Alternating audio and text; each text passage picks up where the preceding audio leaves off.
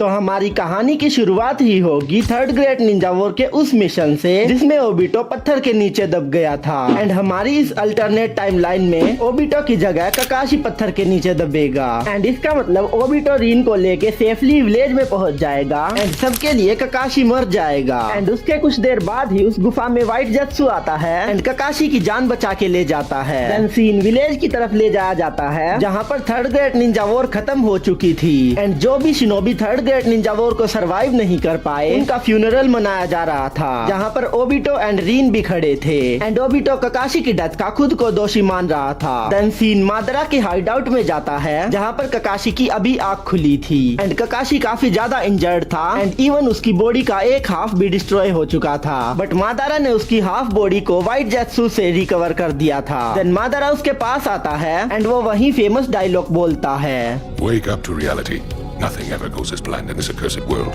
But Kakashi उसकी बातों को जरा भी नहीं सुनता एंड बस उसका एक ही गोल था कि कैसे भी करके इस गुफा से बाहर निकलना है एंड विलेज में जाना है। बट उसे ये भी पता था कि इस बंदे में इतनी पावर है कि मैं इतनी आसानी से तो यहाँ से नहीं निकल सकता। एंड उसके बाद ककाशी एक प्लान बनाता है कि वो ऊपर ऊपर से मादरा की सारी बातें सुनने का एंड उनसे एग्री करने का दिखावा करेगा। एंड वो करता भी ऐसा ही है। ककाशी मादरा की सारी बातों पर एग्री करता है एंड मादरा उसे ट्रेनिंग देने लगता है। एंड उसके बाद थोड़ा सा टाइम स्किप होता है एंड मादारा ने ककाशी को इतना हील एंड ट्रेन कर दिया था कि वो आसानी से चल फिर पाता था। एंड एक दिन मादारा ककाशी को अपने पास बुलाता है एंड उसे अपना रिनेगान देता है क्योंकि मादारा के हिसाब से ककाशी मादारा के प्लान को आगे बढ़ाने वाला है एंड ककाशी को रिने रीबर्थ यूज करके मादारा को जिंदा भी करना पड़ेगा। एंड ये सोच के मादारा ककाशी को अपनी रिनेगान दे देता है। एंड ककाशी उस टाइम पर इतना छोटा था कि इसको पता भी नहीं था कि ये रिनेगान क्या होती है। एंड मादारा उसकी आंखों में रिनेगान ट्रांसप्लांट कर देता है। देन थोड़ा सा टाइम बीतता है एंड वो मिशन आ जाता है जिसमें रीन एंड ककाशी आए थे, जिसमें रीन की डेथ हो गई थी। एंड इस बार उस मिशन पर रीन एंड ओबितो आए थे and as canon Rin and Obito को बहुत सारे मिस्ट निंजा घेर लेते हैं एंड रीन एंड ओबितो के पास भी बस डू एंड डाई की सिचुएशन बच गई थी। एंड दूसरी तरफ मादारा के प्लान के अकॉर्डिंग व्हाइट जेत्सु ककाशी को बताता है कि तुम्हारे दोनों दोस्त खतरे में है तो तुम्हें जाना पड़ेगा ताकि ओबितो की तरह मादारा ककाशी को भी मैनिपुलेट कर सके। एंड ककाशी उन्हें ढूंढने जाता है बट वहाँ पर पहुँचते ही कुछ अनएक्सपेक्टेड होता है क्योंकि मादारा का ये प्लान था कि वो उसके सामने ही उसके दोस्तों को मरवाएगा जिससे मादारा ककाशी को मैनिपुलेट करके अपनी तरफ कर लेगा। बट वहाँ पर रीन एंड ओबितो ने मिलके उन सभी मिस्ट निंजा को हरा रखा था। हाँ भले ही वो थोड़े से इंजर्ड थे पर इतने भी नहीं थे कि उनको जान का खतरा हो क्योंकि ककाशी की डेथ के बाद ओबितो अपने आप को दोषी मानता था एंड इसी वजह से उसने बहुत ज्यादा ट्रेनिंग की है। एंड सेम रीन भी ककाशी को लाइक करती थी एंड उसकी डेथ के बाद रीन ने भी काफी ज्यादा ट्रेनिंग की थी। देन ककाशी वहाँ पर पहुँचता है एंड वो अपना मास्क खोलकर उनको दिखाता है। फिर ओबितो एंड रीन दोनों ककाशी से मिलते हैं एंड वो तीनों विलेज लौट जाते हैं। Sorry to interrupt you but मैंने अपनी लास्ट वीडियो में 100 लाइक का टारगेट दिया था एंड तुमने 160 करवा दिए जिसके लिए thank you so much. And इस वीडियो पर भी ज्यादा नहीं बस 100 लाइक कर देना।